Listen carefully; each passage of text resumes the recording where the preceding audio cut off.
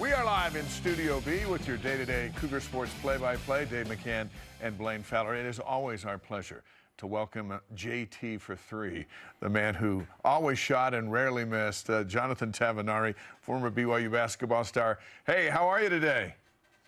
And I also thought I should have shot more. Just want to make sure that that's clear. It was never enough, right, JT? No, I was always open, and I should have shot more. Yeah, so. Yeah, I know you believe that. We've been watching AJ Dybantsa tear it up at the U19 Team USA camp. What do you make of all that, and how big of a treat are we all in for this coming season? I put it on X a few days ago. I think it was yesterday or the day before. This will be the most hyped BYU basketball season ever. Nothing comes close. Now, is it ever going to top Jimmer Mania? I don't know, but I do have to say, guys, if this BYU team goes to the Final Four, which I think it's the ceiling for them, I think that this becomes the greatest BYU season of all time. Not only because of the result, but, as we're seeing with AJ, the entire world has eyes on BYU right now. And the fact that he is going to play for the, Team USA and play for the World Championships is just going to magnify that. A good friend of mine, Fran Francilla, you guys know him well. He has been in Colorado. I had a chance to chat with him.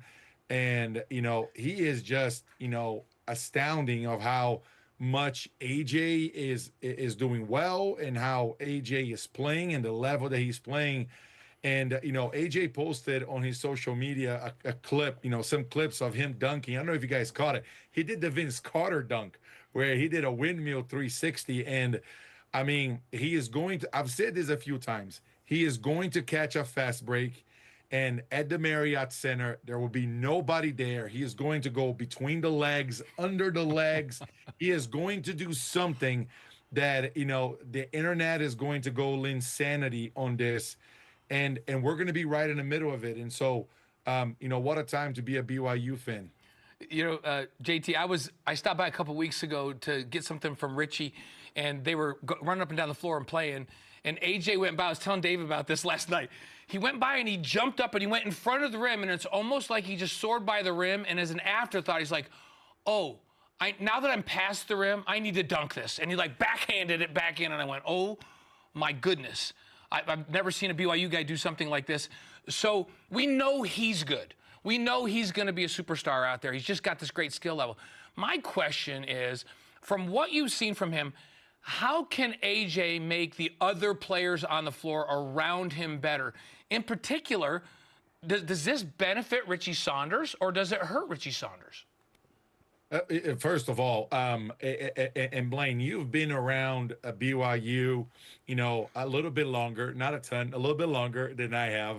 And I will say this, the only guys that I can think of that had that level of athleticism is Mike Hall and Charles Abouo. Can you think of anybody else, Blaine? No, not to be able, Jeff Chapman was like a human pogo stick, right? Like he'd take one drop step, turn around, take it back to his shoulder blades and throw it down. But he couldn't handle the ball and shoot threes and just AJ's a complete athlete. He looks like a 6'1" point guard, but he's in a 6'9" body. So it's crazy. But with that, sometimes we see great players, right, but everybody else just stands around. What can he do to elevate everybody on this team? Well, and to your point, how can he help Richie Saunders? The best thing about AJ, aside from his personality and then his talent, he's not a selfish player. Now, he draws a lot of attention. That's also part of, of who he is and his character, but he does it in a great way. And he involved people around him. If you saw video of him playing, and I don't mean just in high school when he was playing, a Utah prep and before, but when you get down to the McDonald's All-American game, to, the Hoop Summit, and all of these different other all-star games where, kids do take it seriously, he's making people better, finding the open man. And Richie, at a preseason All-American, a phenomenal player, but he's not going to be the center of attention, although he was last year, and boy, did he deliver, even being the focus of the defense. And so, in Italy, we always said, you're going to uncover your feet to cover your head, but then you're going to uncover your head to cover your feet with a blanket. How are people going to guard this team? Because they're going to have Richie on one side, AJ on the other. They're going to deal with Robert Wright at the point. And then, they have Dominic Diamande, they have Khabib. How are they going to deal with all of these guys? And we haven't even talked about the shooters that come off the bench with Mihailo and with Brody. And what about the big man with Keba now becoming better and better, at finishing inside the paint, and then Xavier. And so, and we haven't even talked about the new guys, Tyus and so on. It's going to open the floor in a crazy way that I wish I was part of this team, because the amount of open three-pointers I would get, it would be surreal. And the good thing about it is Richie's a good catch-and-shoot guy. Robert Wright is a solid three-point shooter. Brody and Mihailo are probably salivating of the amount of catch-and-shoot threes that they're going to have because of the space that AJ is going to create, and then even enhance, the opportunity that Richie has to shine even more than he did last year. Listen, AJ would be just fine with you launching 23-point shots a game as long as you made 18 of them. I don't think you'd have a problem finding you in the corner. And I saw Charles Abuo yesterday, and I asked him, I said, hey, have you dunked on AJ yet? And he goes, no, I don't do that anymore. But AJ is doing plenty of that. Charles needs to be careful that AJ doesn't dunk on him on practice. Yes. I love Charles, but he's got to be careful not to catch one. How big of a jump do you think Richie can make this year? First team All Big 12, but he wants to get to the NBA. How big of a jump can he make amidst all this hype? The interesting thing about Richie and also about his dad is the amount of time that they put in together. One of the times that I was, doing the pregame stuff and we saw the deep blue on him, I had to hold back tears. Blaine, you saw that, you're like, hey, here, have a milk dud, just stop crying, have a milk dud. And, to see the amount of work he puts in, and he does it with his dad, it reminded me of what I did with my mom. It reminds me of what I do with my son now, my 12-year-old. And so I think it's a perfect storm for Richie, because my goodness gracious, what a jump he had last year, right? He went from being good, right? He went from being solid to being good, from good to being great. Reminds me a lot of the jump that Jimmer did between his sophomore and junior year. Unfortunately, Jimmer got mono that year. And so, but the way that Richie's going to go from the junior to senior year and the jump that he's about to make, what I can tell you is, because AJ is there, because Robert Wright is there, he is going to be able to improve. And we're going to see Richie in more one-on-one situations where good luck guarding him. Last year, he was the center of attention. A lot of times when, the ball swung and got to him, he had to usually beat one or two guys on his way to the hoop. They can't do that this year because, again, are you going to uncover your head to cover your feet? How is it going to happen on that? And, the amount of work and just obsession that Richie has, it is extremely admirable. Is an example for, future players that want to get better. And there's no secret ingredient. My favorite movie is Kung Fu Panda. And when Kung Fu Panda, probably because I look like him now, and when Kung Fu Panda opens the dragon's scroll, he sees nothing but a reflection of himself. And so there's no secret ingredient other than just putting in a lot of work. And we all know that Richie is a workaholic. And man, what a season are we in? What a treat is going to be this next basketball season. JT, you mentioned just a little bit ago about kind of the expectations for this season. You said, hey, they need to be in the Final Four. Everybody's jumping on the bandwagon. Fox College Hoops just yesterday came out with their probabilities of winning a national championship. And BYU had the 7th highest probability to win the national championship this next season. Are you good with these expectations? Or are you like, yeah, or let's let them go play. Let's have some fun. Yes, that's the expectations.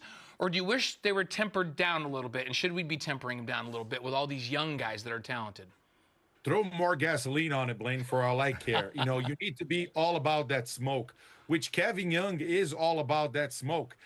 Don't be surprised if there is a BYU at Kentucky game scheduled in the next couple of years, talking about, getting all and being all about that. Kevin Young is the man. He is not afraid to schedule. Look at the schedule they have this year. They're going to go to Madison Square Garden. They're going to go to Vegas. Look at the teams that they're playing, right?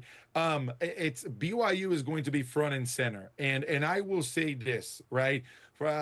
My ceiling for this team is that they will reach the Final Four. That's my ceiling. Are they going to win a national championship? At that point, nobody really knows what's going to happen, right? But to me, the floor of this team is the second round, going to the Sweet 16.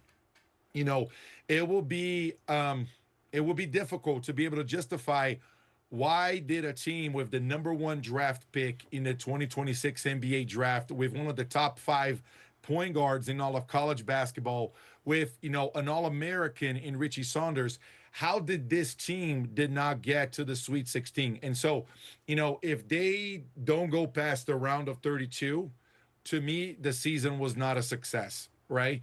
And I say that on a team perspective, because AJ most likely is AJ is most likely going to be a top 5 pick next year. And you can see all of the wheels turning with BYU basketball. The season they had last year, Yegor going to be a lottery pick, going to the green room, getting the #1 player in the country in AJ, having a heck of a season this year, AJ being drafted in the top 5, maybe Robert Wright being drafted in the top 10. And so from that perspective, I buy into all the hype, pour gasoline on it, light up a fire, because they're talking about it. They're going to be about it. They're walking that walk. And the more attention BYU gets, the better BYU does, because Kevin Young is about that life. And think about it. From now on, having a top 5 recruiting class like they just did this year, that's not going to be the exception, is going to be the norm. Jonathan Tavernari with the quote of the day: pour some gasoline on it, and light it up. JT, awesome as always. And one of the most beautiful things we've ever seen in the history of Cougar basketball is when you're on the floor and in the zone. There's Jimmer range, but before the Jimmer range, there's JT range. There were so many games, JT, that we called where the basket, I can't even put it on camera. The basket seemed like it was bigger than this, like you were just throwing it in the ocean. And we loved watching you do that, and we love you breaking it down. Thanks for being with us, JT. We appreciate it. Thanks for having me, guys. Appreciate you. And as always and forever, go Cougs. You got it. We'll see you soon. Thanks, brother.